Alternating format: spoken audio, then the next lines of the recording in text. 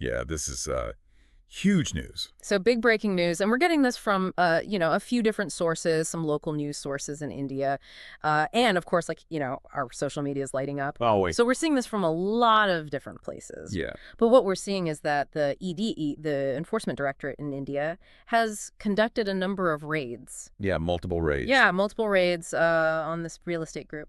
True Value Homes, you might know them as TVH. Mm-hmm. And I think the really interesting thing here is that the founder of this company is K.N. Ravichandran, and he is the brother of K.N. Nehru, who is Tamil Nadu's municipal administration minister. Right, and that's why this is so significant. Yeah. I mean, it's not uncommon to see investigations into businesses, particularly in a place like India. Yeah. But when you have this direct link to a powerful political figure, Yeah. that's when it really catches everyone's attention. Yeah, so for our listeners, not everyone's going to be familiar with Indian politics, Right. And how this stuff works and how maybe this is a little bit different than other places. So the fact that you have this company and the owner of this company, the founder of this company, is directly related to a minister, that's a big deal. It's a huge deal. And, it immediately raises questions about potential conflicts of interest. Yeah. About, is there any undue influence happening? And yeah. Is this just like a way to launder money, through a business Exactly. to benefit a politician? So those are the kinds of questions that the ED is going to be looking into. Yeah.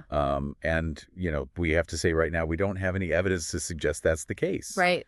These are just the initial reports. These are just questions, these are just questions that are raised by the nature of this story. Exactly. Yeah. So let's kind of back up a little bit and talk about the ED for a second.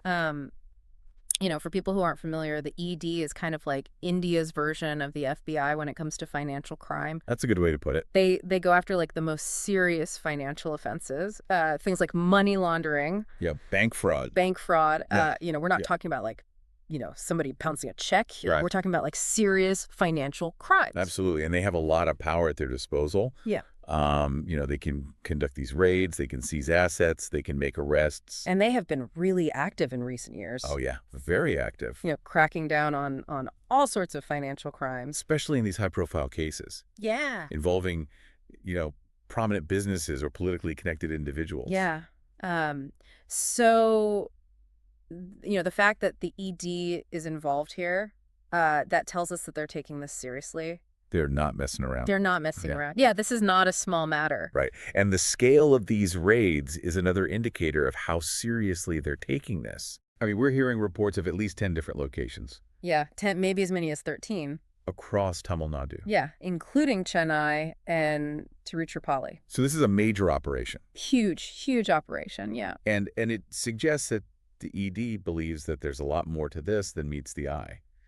Yeah, and again, going back to the minister's brother, the fact that he's involved, I mean, it's just it's just like one of those things where it's just like, oh, okay. You can't help but wonder. Yeah, what's going on here? Yeah, and it's important to remember that everyone's innocent until proven guilty. Of course. We're not saying that anyone's done anything wrong, but the optics of this are definitely not good. No, they're not. And the political fallout from this could be significant. Absolutely.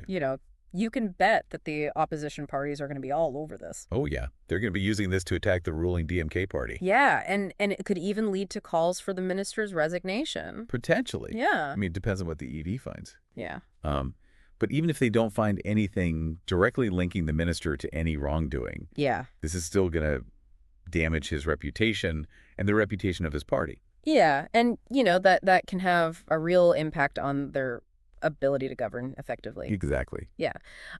So let's talk about TVH itself for a minute. Okay.